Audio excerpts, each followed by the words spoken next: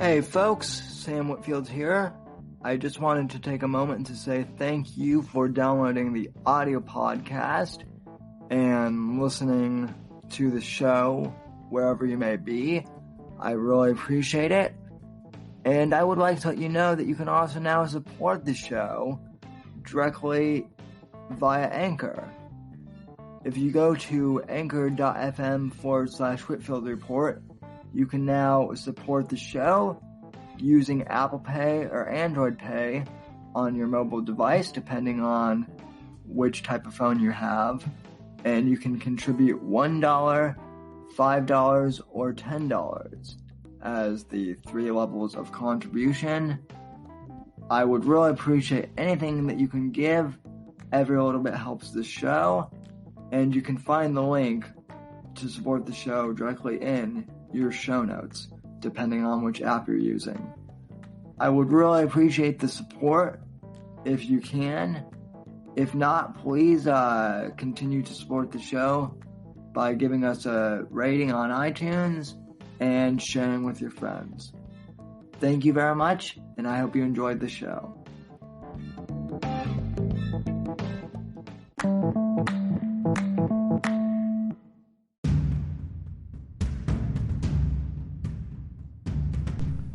Hey there folks, welcome to this week's episode of the audio podcast. And to be honest folks, it's been one hell of a week for me. Personally, I received some unfortunate news that a dear family friend of mine passed away last week. I won't go into the exact details of what happened because I want to keep close friends and family. I want to keep this private, but I've been going through that this week, and so for those of you who may have watched the audio, who may have watched the video podcast and saw that I was maybe a little distracted on this week's episode. That's probably why I've just been processing that. But nevertheless, I still wanted to go ahead and do a show. So I covered the mail bombings this week. Obviously, there was also that shooting that happened this morning, or I guess now, if you're watching this, if you're listening to this on Sunday, this happened yesterday. If you're listening to this on Monday, I guess there was that shooting in Pennsylvania in the synagogue. Obviously, I'm very sorry to hear about that, and I'll probably be doing a follow-up episode on that. But for this week's episode of the main podcast, I just decided to focus on the mail bombing attempt and what this means for the election coming up. This may be a controversial episode. I've been known to do a few of those. But nevertheless, I hope you listen anyway, and I hope you enjoy this podcast this week. I think it was still a pretty good one, despite the fact that I may have been a little preoccupied with other things on my mind this week. Alright folks, hope you enjoyed the show, and thanks for listening.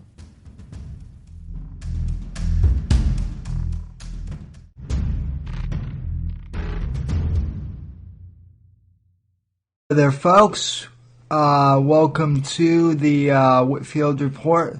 Thank you for tuning in very much, and sorry we're late for tonight's show. Anyway, we had some technical difficulties, but we're here now. Contact info as always. You can follow me on Twitter and Instagram at @SMDR_NDC, hashtag Whitfield Report. You can follow me on Gab at smd_NDC.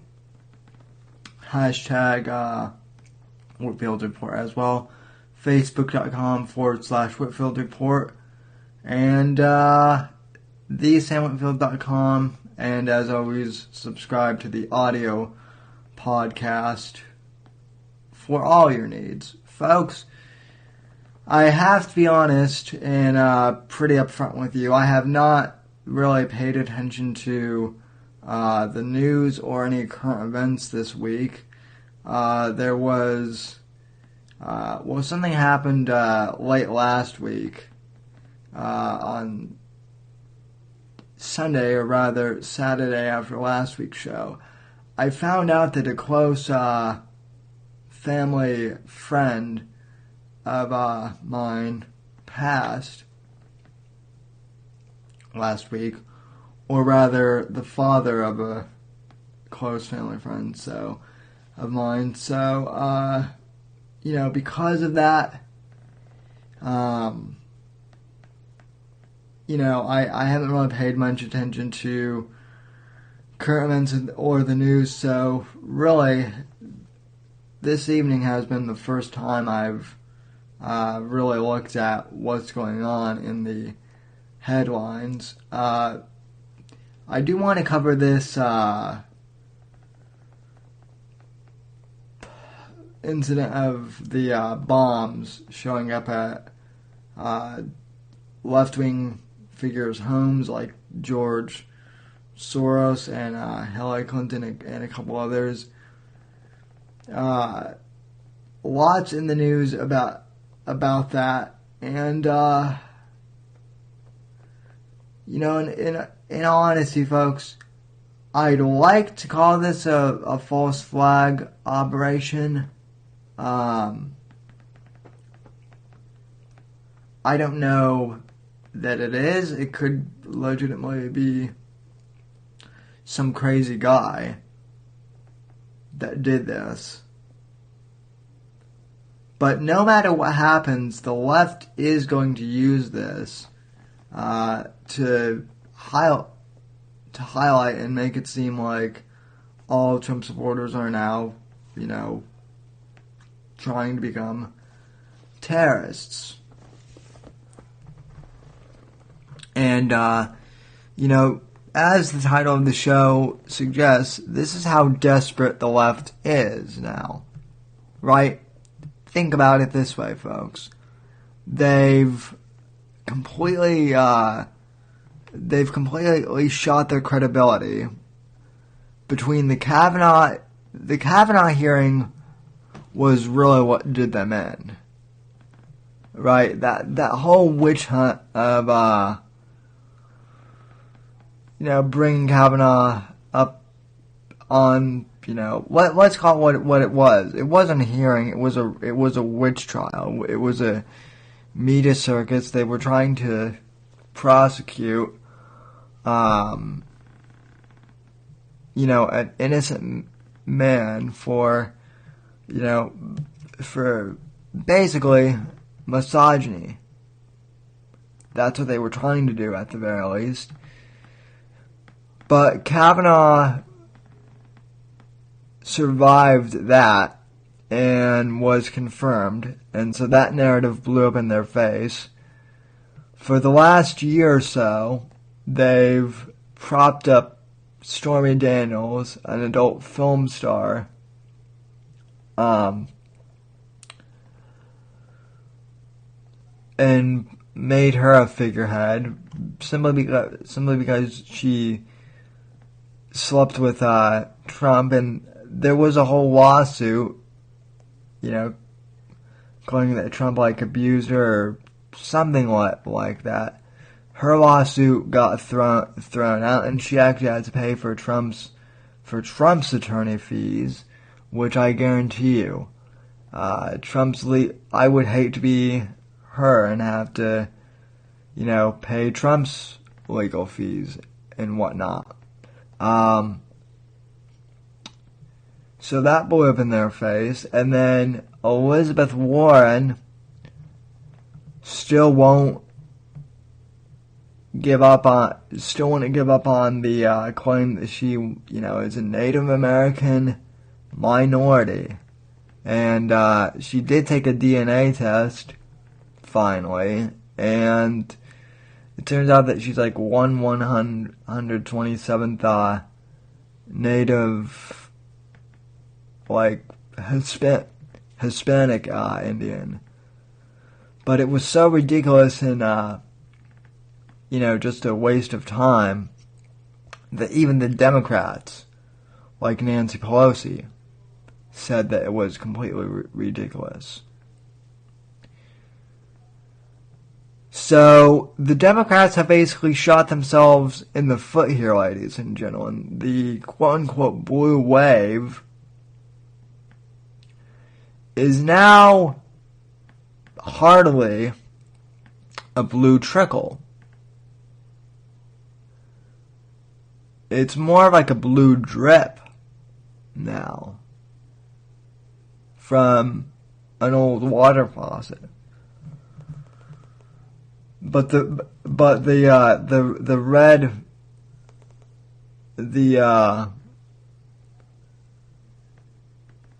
red tide, it's interesting. Usually the party that has the White House, that has the executive branch, doesn't really show up for primaries. But because of all the left's cockamamie bullcrap, I know more Republicans and more conservatives and more liberty-oriented people like myself who are now energized for the midterms. And so not only is the blue wave not happening, but the red tide, if we want to call it that, the red tide is coming just as hard and just as fast as Trump's campaign. That's my prediction. So, whether or not this was a false flag attack, okay, I'm not confirming and I'm not denying. I'm not saying that this was a false flag attack. It might have been, but these scent bombs could have been a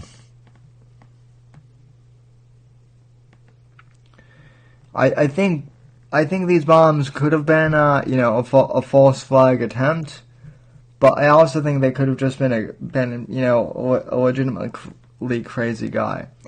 Either way, the left is going to use this to pin it on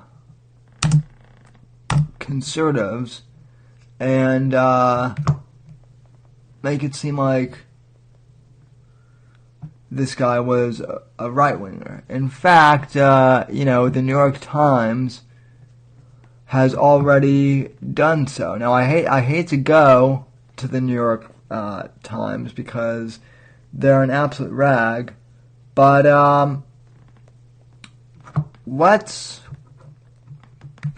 let me just read a little bit of this to you. From the New York Times Online, Caesar Sayoc, mail bombing suspect, found an identity in political rage and resentment. Caesar Sayoc Jr. was a volatile nobody desperate to become a somebody. He styled himself as a bodybuilder, entrepreneur, member of the Seminole tribe, an exotic dance promoter in the status-hungry beachfront world of South Florida. In reality, Mr. Sayoc, a fervent supporter of President Trump who has been charged with mailing pipe bombs to prominent Democrats, was a bankrupt loner who spewed anger and spent years living in and out of the van, according to court documents and interviews with people who knew him. He went on racist anti-gay tirades at the Fort Lauderdale pizza shop where he worked night shift deliveryman. Where he worked as a night shift deliveryman in 2017, telling his manager, a lesbian, that she and other gay people, along with Democrats, should all be put onto an island and then nuked.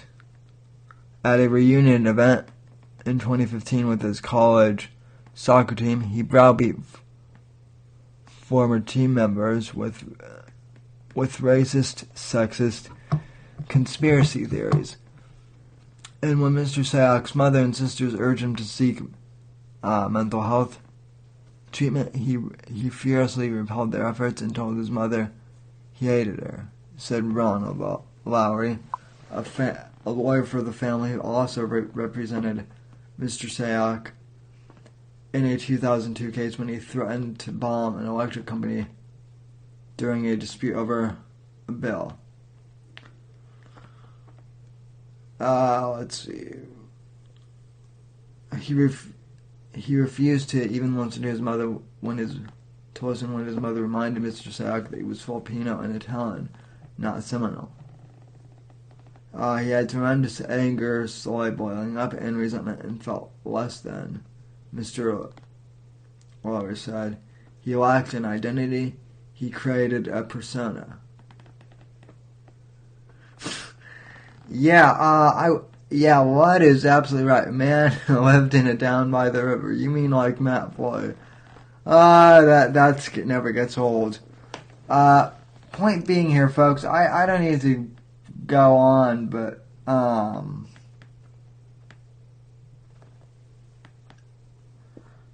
the article goes on to basically characterize him as a radical right-wing nut job. So, yeah, what is absolutely right. The timing of these are a little too convenient. It's also a little too convenient in my book that the one guy who is the perfect stereotype of what every conservative is, according to the left. I mean, this guy is the perfect stereotype. He is a racist. He is a homophobe. And he's been in trouble before, and even down here in the article, you can see, I think he was attracted to Trump as a father figure. So, and that's another stereotype, that we all worship Trump. I don't worship Trump at all. The only one I worship is Jesus Christ. But that is that's the stereotype that the right deifies Donald Trump. We only call him God Emperor Trump because it annoys you people on the left. That's literally the only reason why Trump has God Emperor status. It's a parody. We don't take Trump that seriously.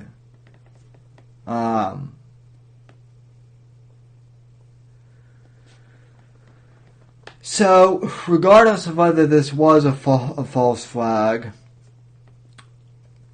or whether this was just some crazy guy, it doesn't matter, because the left, as seen from this New York Times article, and I'll link it in the show notes, as always, for those of you that want to read it.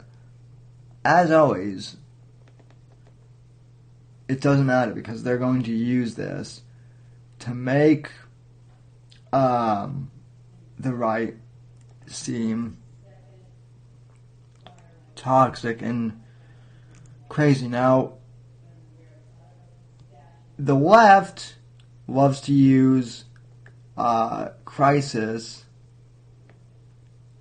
They love to use crises like these to make stuff up. In fact, I didn't download it, but let me search for this on YouTube real quick.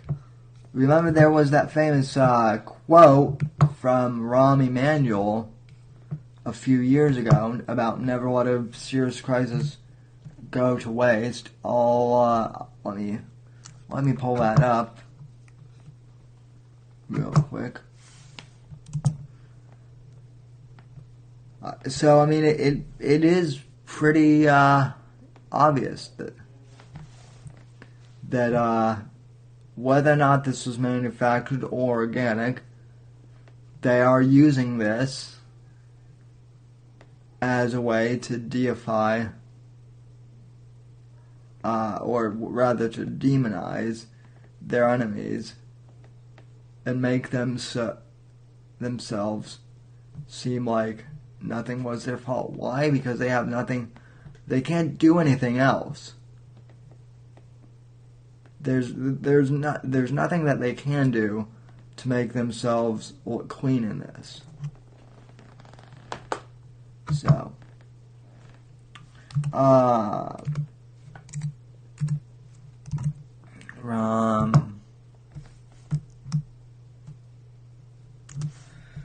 Emmanuel. Yeah, I love how, oh, okay.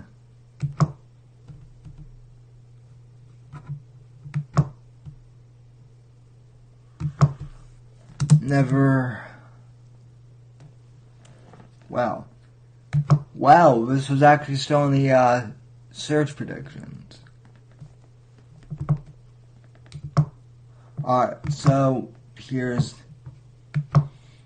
the clip from the Wall Street Journal. Hopefully this still works. So let me pull up the screen here.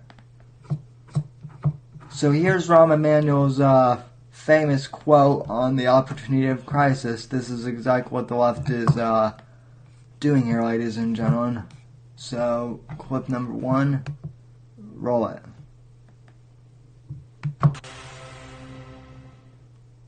You never want a serious crisis to go to waste. And what I mean by that, it's an opportunity to do things that you think you could not do before. I think America as a whole in 1973 and 1974, not just my view, but obviously the administration, missed the opportunity to deal with the energy crisis that was before us. For a long time, our entire energy policy came down to cheap oil. This is an opportunity. What used to be long-term problems, be they in the healthcare area, energy area, education area, fiscal area, tax area, regulatory reform area, things that we had postponed for too long that were long-term are now immediate and must be dealt with. And this crisis provides the opportunity for us, as I would say, the opportunity to do things that you could not do before. The good news, I suppose, if you want to see a silver lining, is the problems are big enough that they lend themselves to ideas from both parties for the solution. That is also, we didn't just do the meeting with Senator McCain and Senator Lindsey. The president did not have that meeting just for optics. We covered very serious issues as it relates to spending reforms on government approach. He brought the idea of defense procurement. We brought the idea of his corporate welfare commission. But how to spend money different, because it's not an argument about big government versus small government, but more effective government, so you actually are getting your bang for the buck that the taxpayers and all those who put money into it expect, whether that be in the area of education or healthcare. The 5 reforms that we see, one in healthcare would be in the area that deals with cost control as a principle and expansion of coverage. Energy with both independence and alternatives. In the area of taxes, fairness, as well as simplicity. In the area of education, there's got to be fundamental reforms there as it relates to making sure that we are effectively training the workforce, and I'm glad to see that I think your second principle is an educated, trained workforce. You cannot be in an era of where you earn what you learn and have both our education system from K to 12 as well as our access to higher education, and I'm not just talking about 4-year, but also community colleges. That needs a fundamental overhaul that is the bridge fundamentally to the future. And lastly, financial regulatory overhaul with the principles of both, I would say, transparency, and accountability. Alright, so Rahm Emanuel, now keep in mind this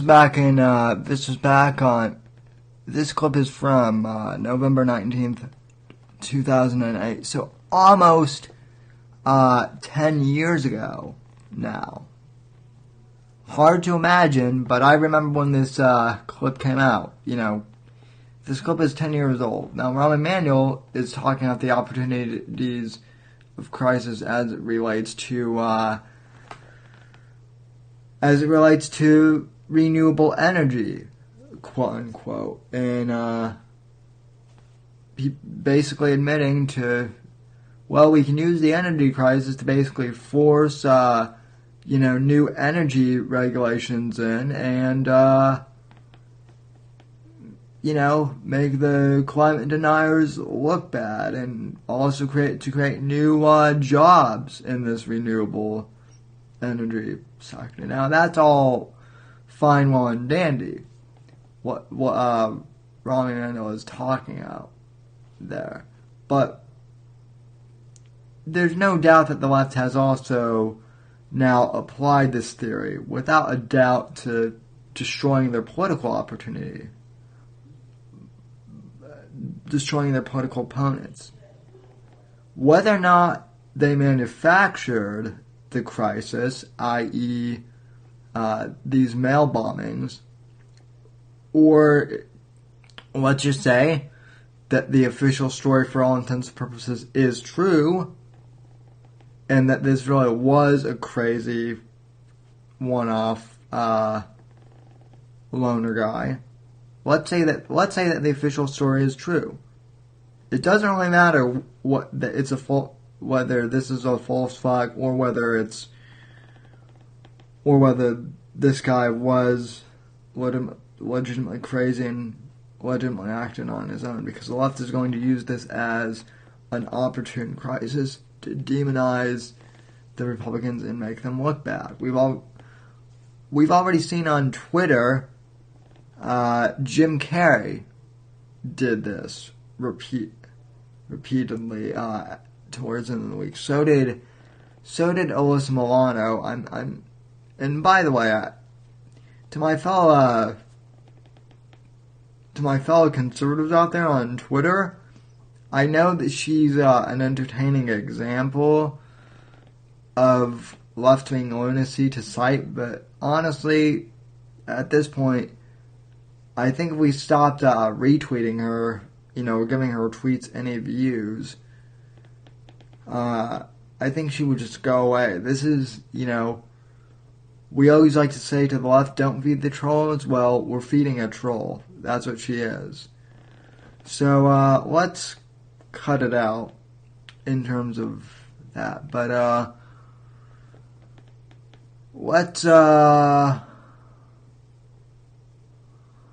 but then I was also thinking of another incident where literally the fraying of your enemy could be used to change the narrative. Now, this is completely fictional, but a few years ago, during the last season of the Netflix show House of Cards, obviously, for most of you who listen to this podcast and who are politically astute probably have either seen House of Cards at least once before, or at least familiar with the premise. Frank Underwood, the corrupt Democrat president, played by Kevin Spacey, during last season of House of Cards, he and Claire Underwood, the first lady, who is essentially Bill and Hillary, right? That's what House of Cards basically is. It's Bill and Hillary except for fictionalized.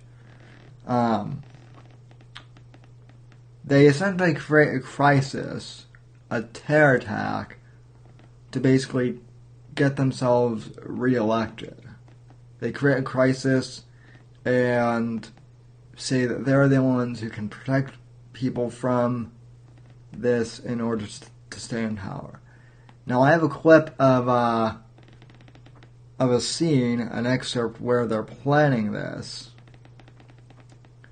and it's Robin Wright's character, Claire Underwood, discussing this, and it's really eerie. I rewatched this scene, and it's really eerie how it can be almost applied to what the Democrats are doing today. Hopefully this doesn't get the video flagged, although if it does, I've got a backup recording of this, which is why it took me so long to set up the show. I wanted to get my backup recordings set up for this exact thing. So anyway, here is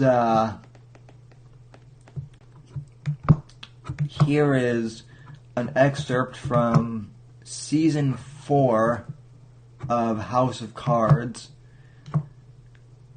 The scene in which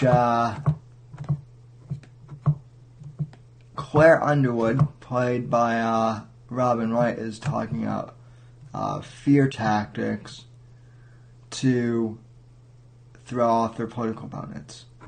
Clip number 2, roll it.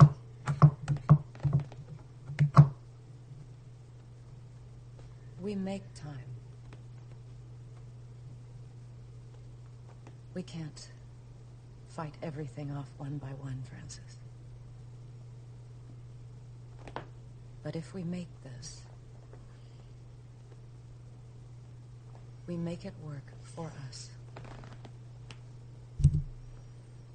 Create chaos. More than chaos. There's Bill.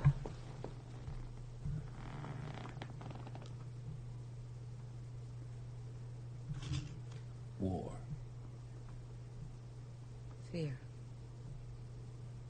Fear. Brutal. Total. I'm done trying to win over people's hearts. Hillary. Attack their heart. We can work with fear. Yes, we can.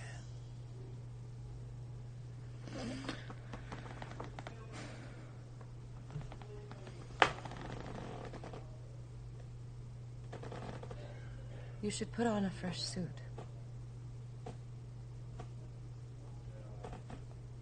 The navy blue. Yes, the navy blue. So, they're basically in that scene basically manufacturing a war and a false terror attack so that people will be afraid and re-elect them out of fear. And that's what the Dems are doing with this whole bomb thing. Whether or not they manufactured it or whichever end, they're going to try and make this crisis work for them. Oh my God, we were right. Trump is inciting violence. This Rayout guy is a radical Trump supporter. He's crazy. They can't be trusted. We need the blue wave. We need to get it in Congress so we can impeach Trump and restore peace and sanity.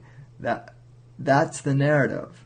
Despite the fact that Antifa has repeatedly been the ones stirring up violence, despite the fact that Rand Paul and Steve Scalise and prominent conservative and libertarian politicians have been victims of assassination attempts by Antifa. None of that matters to the left. Because they're on the wrong side of politics. Now, all of a sudden, all these pipe bombs go to all of these Democrat leaders just mere days before the election all at once, and they don't go off.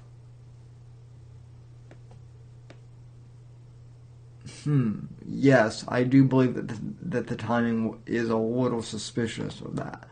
Sorry, I'm not really into conspiracy theories, most people know, but this is one where you have to look at this and say, this happened mere days before the primaries, after the Dems have exhausted everything else.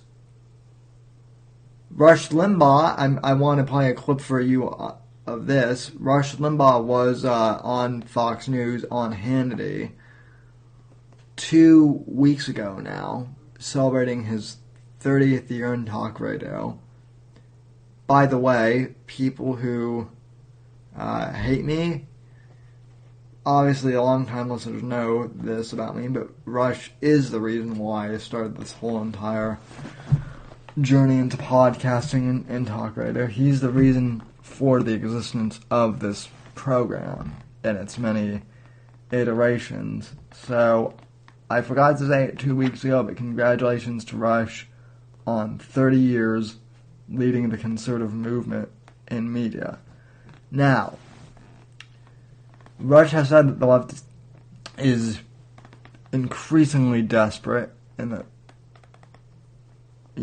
any crisis they can use, they're going to. So here is Rush talking about that with John Hannity on Hannity's show. Clip number 2.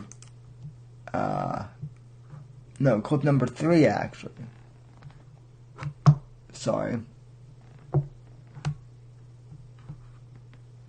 Let's see. Oh, yeah. So this isn't the whole interview, but yeah. Oh, who the hell hates me? Sam, we're gonna need names. Oh, well, George Soros hates me.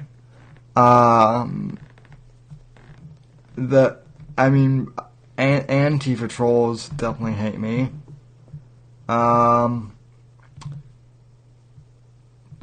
The alt-right also hates me, as well. That's the funny thing. Richard Spencer's fanboys hate me because I still like the Jews, but yeah. Most people once they get to know me though love me, so that's the cool thing at least. All right. Here is Rush with Hannity talking about about 30 years on radio and just how desperate the left is becoming. Clip 3. Further ado, we are in the studios of Rush Limbaugh. First, I want to congratulate you. 30 years, talk radio, the king of talk radio, and going stronger than ever. It's amazing. It really is. I'm enjoying it as much as I ever have, if not more so. I get more thrills from it. I get more satisfaction from it than I've ever had. If you would have told me 30 years ago, or even 40, when I was dreaming of all this, that by the time I reached 65, that it would be more competitive than ever, that I would be more involved than ever. I thought 65, well, you got left to prove. You phone it in, you take it easy, you go to the beach, do a couple hours a week, and that's it, like Johnny Carson did. I can't imagine not doing this. And I think largely because of you, as you just laid out, we are seriously at a tipping point. I don't know. I worry. I don't know how many people actually are aware of how close we are to losing our country as founded. There's always going to be an America, but what is it going to be? And it really is at stake. And I've been trying in I don't know how many ways to explain to my audience why it's different now than it was 15 years ago or 20. And I do it by trying to analyze who the left is, what they have become. I'm naive in many ways. And I might take a little objection to Rush being naive. You tell me if this is naive. Yeah. I look at what happened during the Kavanaugh hearings. You just described Ricin and the stuff to Susan Collins. We looked at the literal mob behavior that was inspired, bought and paid for by the Democrat Party. The media encourages it.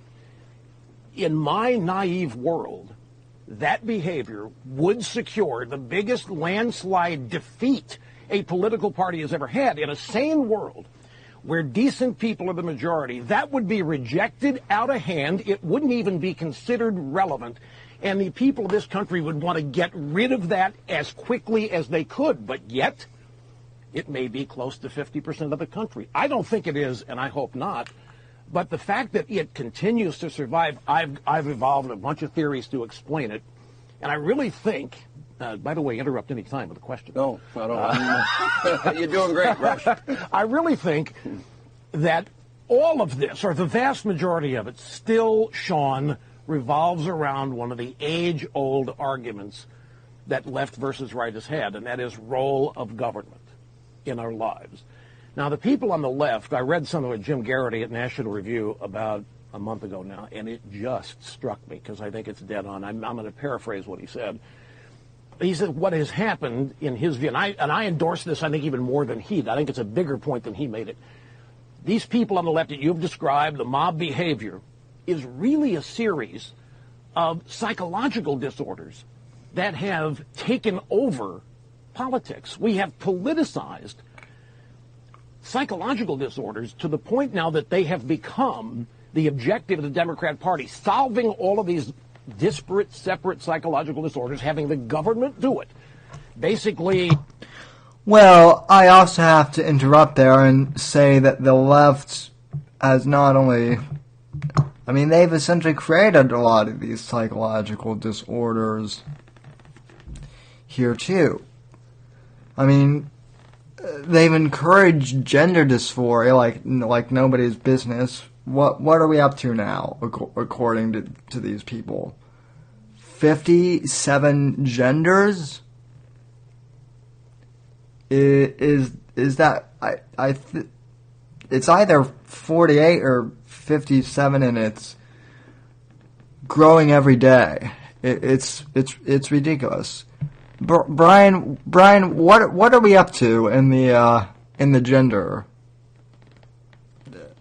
Well, you might not be the one to ask since you're not on Facebook or Twitter very much. But can someone tell me how many genders the left claims there are now? Because I know it's a whole hell of a lot, and I'm not doing a bit here, folks. The left now legitimately thinks that there are a whole bunch of genders. It's more than 20 now. So, yeah. The left are puppets. The SJW and BLM and all of our millennials who feel entitled are just pawns. Their lives are nothing to the political elite that run them. Exactly, Island. I couldn't agree with you more. And yet, because of that, and yet, basically, the elites are using all these people to get back into power and to drum up fear and as an army. I think, Alan, you may have missed this, but a few minutes ago I played a clip from House of Cards, which again is fictional, but it basically illustrates artistically how the left uses how the left can pretty much manufacture crisis opportunities in order to stay in political power. Okay, Jeff searched it. There are 58 possibilities on Facebook for gender. 58 fucking gender possibilities. And Facebook takes it all seriously. too. You would think that at some point they would laugh at how ridiculous, but no. The fact that they have 58 genders, it's nonsense. And yet, the people who the radical left are targeting, they've bought it hook, line, and sinker.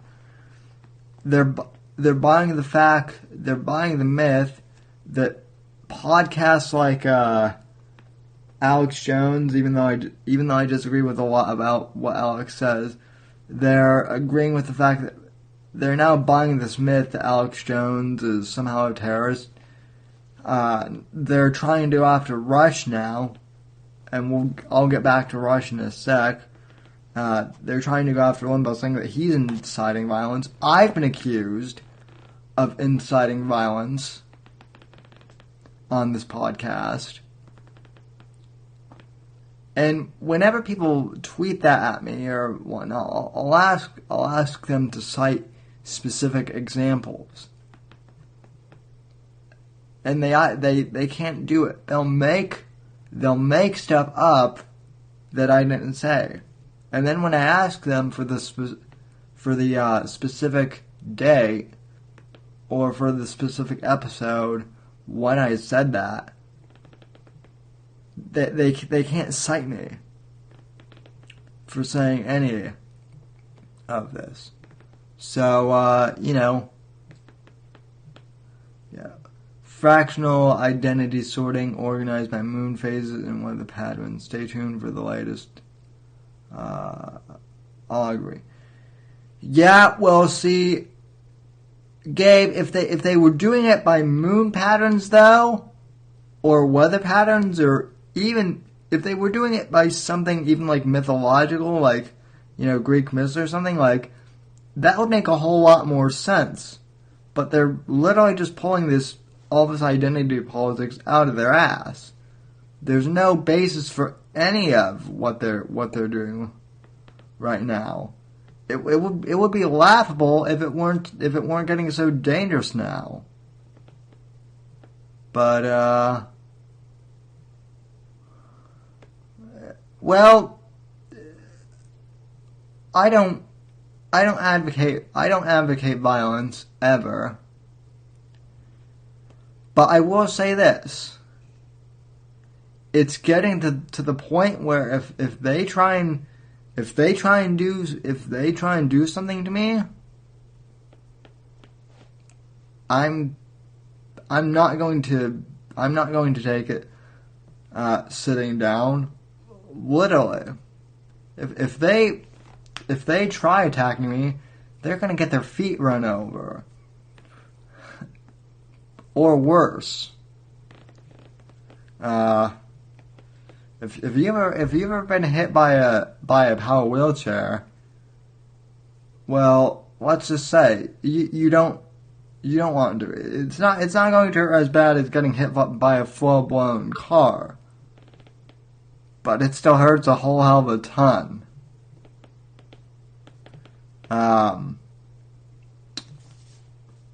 So, yeah. Well, yeah, Gabe. I like that. The part phrase. Hey, just we could also get like skunk juice or actual like live skunks. Weren't they trying to do well? They tried throwing piss at Lauren Southern a few years ago. I remember that. But yeah, anyway, the violent BS never ends with these people, and yet now the violent BS never stops with these people. They continue attacking Trump supporters, or not even people who are Trump supporters. Remember back in 2017, immediately after the election, they beat up that black guy who was retarded, medically retarded.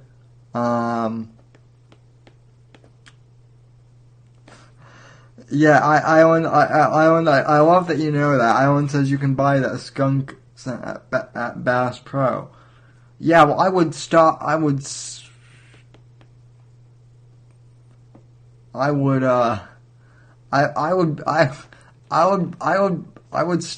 on. I would stock up on that shit and just launch it from like a water cannon or something against Antifa. Because that's what we really need to do. We need to. We might not need to react violent, but I am starting to like this idea of getting like really powerful deterrents against them. So, yeah. Well, I mean, there's always the chance. Well, never mind. I was going to say that there's always the chance that they could use it against us, but never mind. They already have. So, there's that. Anyway, folks, I guess the bottom line and the moral of tonight's show is the left is never. The left is so desperate now that they're literally using the bomb crisis, whether it was manufactured or not. Either way, they've used it to try and change the narrative. But I don't think it'll work.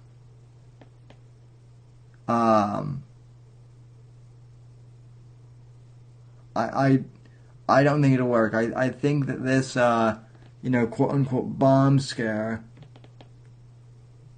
will blow up in their faces, eventually. Well, not eventually, but it'll blow up right before the election, and they're still going to use, because this is how desperate they're getting. So, anyway. Alright, folks, that'll do it for tonight's show. From all of us here at NGC1, have a good night. God bless. God save this great nation. And stay tuned for a bonus podcast coming up either tomorrow or later in the week. Good night. God bless. And God save this great nation. Thank you for watching live if you have done so. And thank you for listening to the audio podcast. Whenever and wherever you may be.